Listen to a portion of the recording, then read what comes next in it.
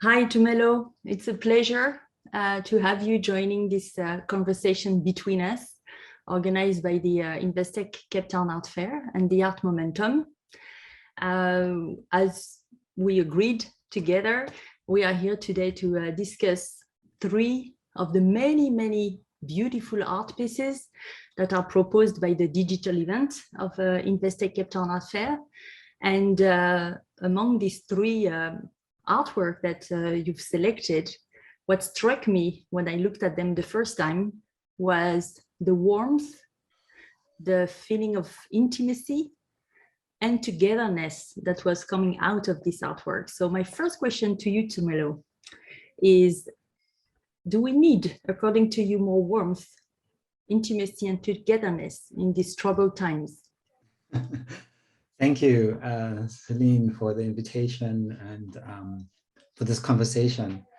I think to your question, I don't know about the need, but I do know about the human condition that we are all experiencing across the world, that I think COVID has exposed. And so I think maybe in a lot of artists, the question of how do we connect has become quite a potent subject to investigate. You know, that COVID has created a situation where we have been distant from each other. So the idea of relationship or relating has become quite key to understanding our own humanity. And so I think maybe for me, the works that I chose seem to really sort of draw on that idea. You know, what does it mean to relate? What does it mean to have that human contact? You know, how do we as human beings survive through this moment? So I think all those questions are pretty much maybe implied in the works that attracted me. So I can say that, you know, at least, you know, the work seemed to also suggest a kind of hopefulness, you know, that as human beings, I think we do find solace and maybe pleasure in knowing that there is a light at the end of the tunnel. But it's surviving that journey through the tunnel that becomes really critical. Perfect. So I propose to Melo we dive into these three artworks to share with the audience what we meant. Sure. So the first one is by Adel El Siwi, who's an Egyptian artist. Can you tell us why you selected this work? I think maybe here I was struck by just the composition and the articulation of the figure. You know, there's something to be said about how the figure is so central to the composition, but at the same time, how the figure is so distorted. There is both beauty and pleasure also suggested in the way the figure is articulated. And also the fact that, you know, for me at least, there are some gender articulations, but it's still not yet clear exactly what those genders might be, or they might all be encompassing. So there is a sense that, you know, the figure can be multiple. Sorry, not multiple. The figure can be, what's the word? All-encompassing in terms of its gender, but also in terms of its sensualness. So, you know, the color, the use of color becomes quite important in how, you know, the eye is drawn into the figure and how the eye then sort of roams within the figure to understand its nuances. But at the same time, the background is flattened so that your eye really spends more time with the figure, really connects with the figure. And yet at the same time, there is this other object that sort of seems connected to the figure, yet it's separate. You know, whether it's something that covers the head, or whether it's something that is very, you know, tangential to the figure, but we're not quite sure what it is. You know, is it a vessel? Is it a hat? You know, what can it be? But I think for me, it's really about how the essence of the figure captures all those emotions and all our desires, but also all our fears about what's to come. So I think for me, this is what, I like the simplicity, but also the complexity of how, what happens within the figure. That the figure is not just a body, but it's a vessel that is very complicated. And that questions us in many ways, indeed. Exactly, So yeah, I was very appreciative of that image. The second image is very different, of course. We change not only medium, but also certainly atmosphere, and but still, yeah, it's true. Again, you have the central figure being dominant in the photograph, but I find here, for me, there's much more of a celebration, in the fact of the event. Obviously there's definite clues about understanding that this could be a wedding, since the front figure seems to be veiled and in this very sort of celebratory wedding costume, and we get a sense that there's two figures in the picture. Yet at the same time, I think what I like about it is that there's also concealment. Besides the veil, but also the figure, the front figure is almost concealing the second figure behind. So there's only evidence that we're provided, like the little head that's sticking out. But at the same time, the fact that maybe it could be a bride that's in the front, we don't know. But then the flowers, it also a sign, or at least signal some kind of, not even celebrate, but the flowers, I think, for me also represent this image of maybe love, or of celebration, of passion, of care and joy, So even the way the hand comes around, you can tell that it seems to suggest a certain tenderness and a certain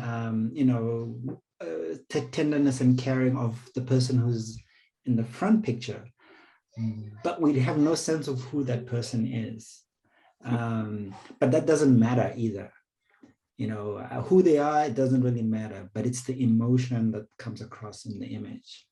So this is what I liked about this picture, that in photography so much, we are always concerned about, the representation of the action or the individuals in the picture. But here, I think for me, it's not really the individuals, it's the emotion that's suggested through how the figure is composed, and how all the different elements that are incorporated, the costume, the flowers, the hand, those are all key elements that suggest a certain kind of intimacy that is involved in this picture. Absolutely.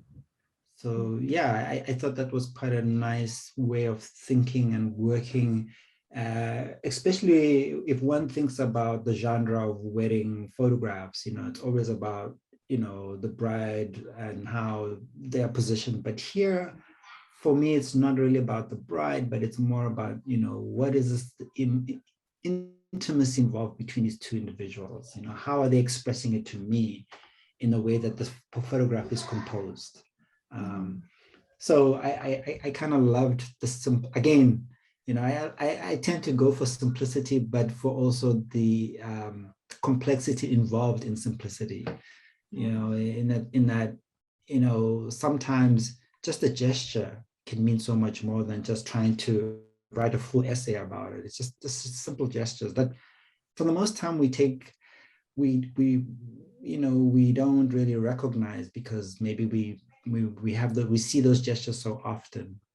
But I think when we stop, and this is what this photograph does for us, it stops us in our tracks to really think about just a simple gesture between two loving people, and what that might mean. So yeah, I really kind of enjoyed that moment.